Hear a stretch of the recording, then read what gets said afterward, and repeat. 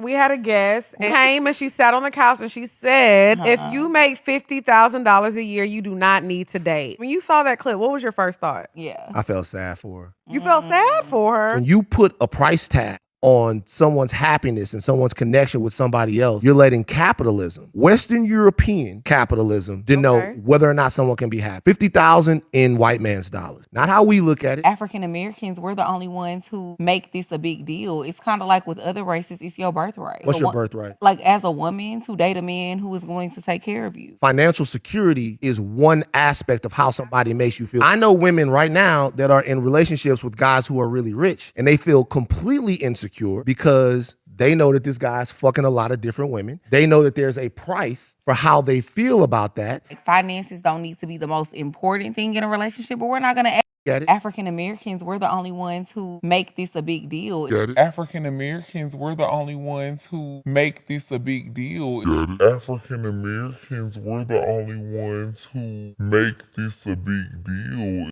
Quick correction. It's black women that make this a big deal. Now, this is the thing I want you to understand before we get into the video. When I say black women, I'm talking about the specific black women that feed into this 50-50 narrative and things like that. If that is you, that is who I'm talking about. Not necessarily who I'm talking to, because I'm going to be talking to the fellas. But listen, there are a lot of black women who don't subscribe to this. You know, there are black women who XYZ, you get it. It's not all black women. So I just need you to understand that, because that's one of the things, the straw mans that women always, oh man, no, because all women, like, listen, I'm not talking about all black women.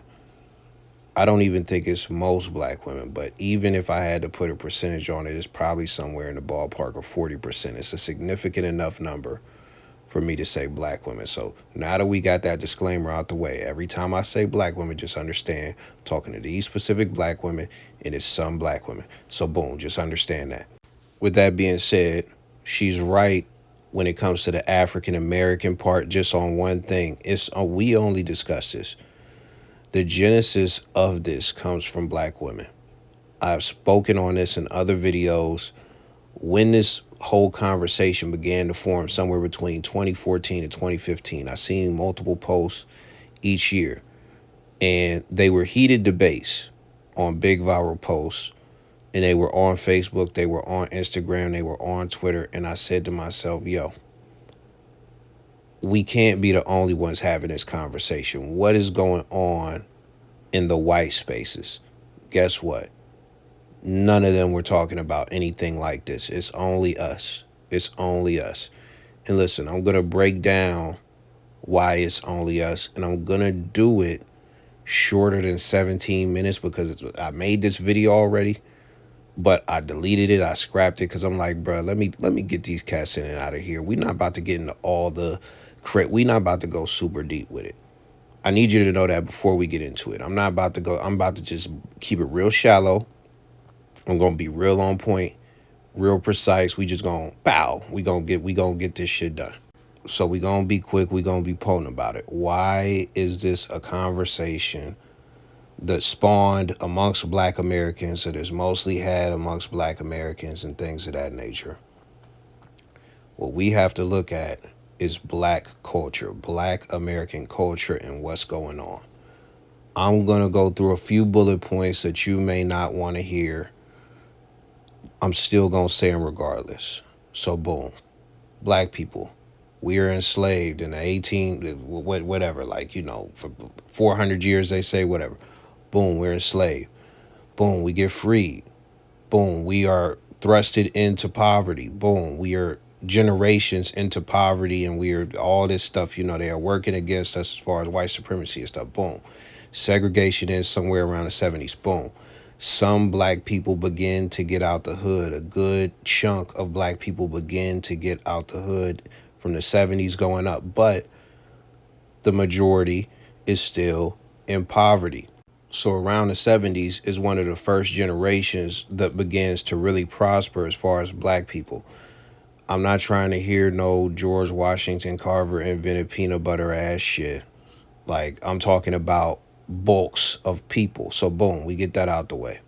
Now, before we continue this timeline, I need you to understand that in every inner city, in every major city, in every just urban area, period, there's a ghetto. And that ghetto is more than likely predominantly filled with black people. Black people. In those areas, a lot of the people have low income and things of that nature. So that's to this day. We're going to come back to that. But boom, that's going on back then as well. We get to the 80s. In the 80s is when we get the hard drug dealer 1.0. Yeah, people was dealing drugs all before this, but when crack hit, it was a little different. Scratch a little, it was a lot different. So we get to that point, boom. Now, all the way up to now, we have drug dealers in every inner city, in every hood. Also, you have gang culture, all of that stuff. So I just need you to understand that. And the reason that I went through all of that is to just give you pieces of what formed a lot of the things that I'm about to mention. So now if we pull a random individual from the hood, more than likely, their lineage is going to have generations and generations and generations of people who grew up in the same poverty that they live in today, right? So the thing about that is, in previous generations, it was impossible to get out of this poverty. At a certain point, the poverty, I'm pretty sure, was embraced to a certain degree. And even then, it's more possible now than ever to get out of that poverty. But some of these people and some of these families have never seen that happen. So the reason this is important is because this is a money-based conversation, right? So let me pump the gas again and speed this up. So boom, we are the poorest people. We have been poor for generations, as far as a lot of us. On a mass scale, this is a history that is pretty unique to black people in comparison to other races in America. So being that this has been going on for generations, one of the things that has been developed in the culture, we value highly low-tier status symbols. What is a low-tier status symbol? Something like a Gucci outfit, something like, Balenciaga sneakers, something like jewelry and chains and grills and things of that nature. A status symbol that I would consider a mid-tier status symbol would be a car. In the 2000s, it was the old school box Chevys and things of that nature. In the 90s, it was like the new CLS Lexus or whatever the fuck. And then when you get to the 2010s, it would be the foreigns and things of that nature. Right now, if you got a Cybertruck, you the hottest motherfucker out. Now, this is the issue with the things that I've mentioned. They are used to get validation and approval from people in the community, meaning men, women, children. That's what it's used for. But the issue comes down to these people don't have actual wealth. They still live in poverty. They still live in the trenches. They still have roaches in the crib. They still have mice. They still live in Section 8. They still live in the projects. They still live in unsafe environments. And even on top of that, some of these people don't even have money. Some of these people, their Gucci fit is fake. That's what it is. So that's a part of the culture that has been developed. Now, when you get past all that, the one thing I cannot go without mentioning is drug dealers and how they fueled this culture, because the difference between a guy that works at the hot dog shop and he's buying a Gucci suit for the flea market versus a drug dealer is actually making anywhere from thousands a week to 10,000 a month, or even more, even way more. So now let's go back to women. When you look at women, the thing about them is they're hypergamous. That is very simple to understand. What they are looking for is the best mate that they could possibly get. When you are a woman and you are having issues with finances and you live in a place where you are impoverished, your parents don't got money or nothing like that, you're struggling, everybody is struggling, and you see somebody who is the golden goose, they got all this money, they willing to mess with you, and they willing to spend money on you, and also they willing to take you places that you wouldn't be able to go otherwise, et cetera, et cetera. They willing to take some of that struggle off your shoulders and stuff like that. Of course, you're going to date them. Of course, you're going to love it. And that's what the drug dealers do. The drug dealers alleviate a lot of their stress financially on a different level. But this is the thing about it. Drug dealer money is unrealistic. Nobody makes that type of money except drug dealers, especially in the proximity of these black women, and especially, you know, when it comes down to who these black women are attracted to and can relate to and things like that. Because if you look at culture, somebody from the hood, as far as a woman, it's unlikely that they are going to want to, you know, be with somebody that they don't relate to, that doesn't subscribe to the same culture that they subscribe to. The dress is different, the sound's different. And in a lot of cases, it's even like another race, depending on what's going on. So to just make it clear very quickly, when it comes to individuals that she can relate to, that subscribe to the culture she subscribes to, they're going to be black. The black drug dealer is going to be the richest amongst the people with the culture that she subscribes to and stuff like that, as far as the hood culture and things like that. And when you got a regular 9-to-5 guy, from a financial standpoint, he can't compete. And guess what? This guy that's in poverty is not equipped to alleviate her of her struggling. Nowhere near close to that guy. Now, this is the other thing. And this is the funny thing that nobody really talks about.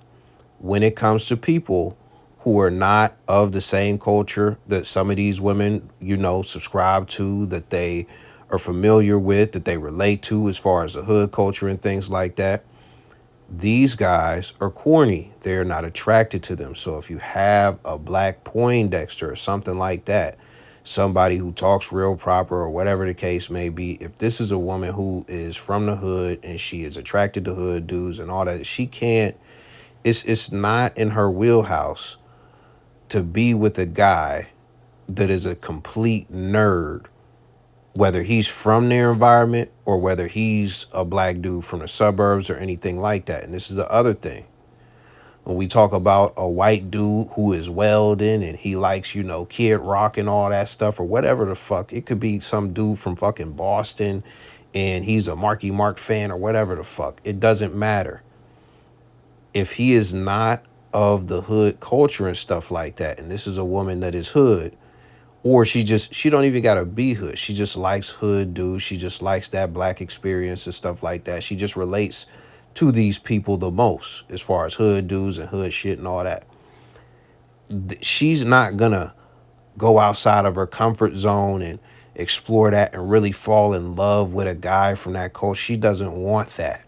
Organically, she is not going to be attracted to all the individuals that I just mentioned, whether it's the black nerd or it's the white truck or whatever it is. She's not going to be attracted to it. I got to lay down one more piece of the foundation. So when it comes to black people, we are pretty much overt with a lot of stuff, especially if we're talking about hood black people. But when it comes to white people, especially suburban white people, they are more covert. I'm going to give you examples. If you're in a workplace, you're going to be able to relate. And if you're a white person from poverty, you're probably not going to relate to this. So that's just me being real. But listen, if a black person, and I learned this from jobs, when a black person has an issue, they are going to be direct. They are going to even respond aggressively in some cases. And this is the conflict or any discrepancy that they have. When some white people, as far as a specific type of white people that I'm talking about, when they have issues, they're going to be indirect about how they address it. They may even be somewhat passive about it. And even worse, if they decide to be aggressive, they're going to be passive aggressive. These are things that I've noticed as far as the difference between white and black people. I don't know if it's documented or anything like that, but just dealing with people as far as both races of jobs and stuff like that, that's what I have experienced, and that's what I drew from that. So when we put all of this in the pot and stir it up, what do we have? We have black women who come from generational poverty. And for the very few that don't come from poverty, they just subscribe to hood culture that was created by the black women in poverty. These women have either seen with their own eyes or experienced drug dealers and scammers alleviating some of the financial stress from women in their community or from themselves. This creates an unrealistic expectation. And what happens is a lot of these women continue to struggle after short-term relationships, or after not even experiencing this themselves, they see other people experience it. They're tired of the struggle, and what they want is a provider. But instead of just seeking it out, instead of just becoming a better woman and just doing what you need to do to get a provider, they take it to the internet.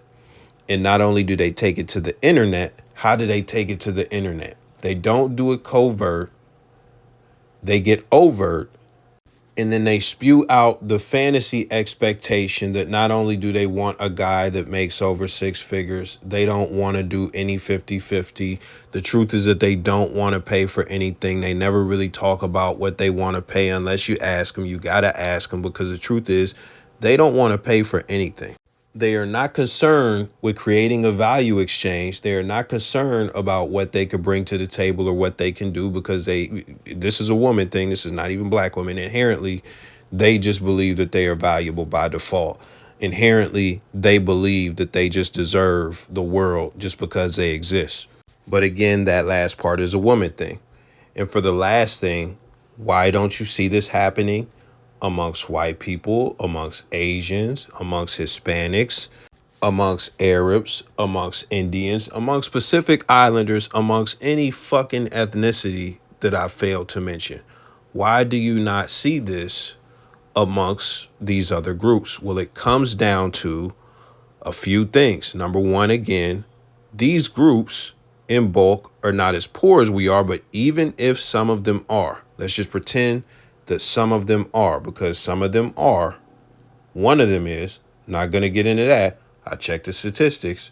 But listen, they come from a different culture. They come from a different culture. They come from a culture where the women are not overt. And one thing I didn't mention, they come from a culture that even if they are struggling, no matter what, amongst that culture, the man is respected. Let me tell you something. This is going to be real. I don't care, because it's the truth. If you go and look at some of the stuff going on in India right now, a lot of heinous things are happening to women. And it's absolutely men's fault. But guess what? In that culture, the man is still respected. This is why a lot of guys, especially black guys, are becoming passport bros and things like that, because over there, no matter what, they'll still finesse you out your pockets. They'll still, yeah. But the default respect level is different. I'm going to leave on this note. It's one last thing I have to go over. When you look around America, when you look at the cultures, who are the only people emasculating their men? Black women. Who are the only people calling men sassy? Black women. I don't care if you see one or two white people saying that. That whole narrative, that whole trend of calling men sassy came from black women. So with that being said, that is why we're having the 50-50 discussion so often, all the time, because of all the things that I mentioned. Now, I passed the 17-minute mark, of course, and I probably could have even drugged this an hour if I wanted to get super in-depth. But listen, I respect your time and my time. So please put a like on the vid if you haven't. Subscribe if you're new here. I will catch y'all in another video.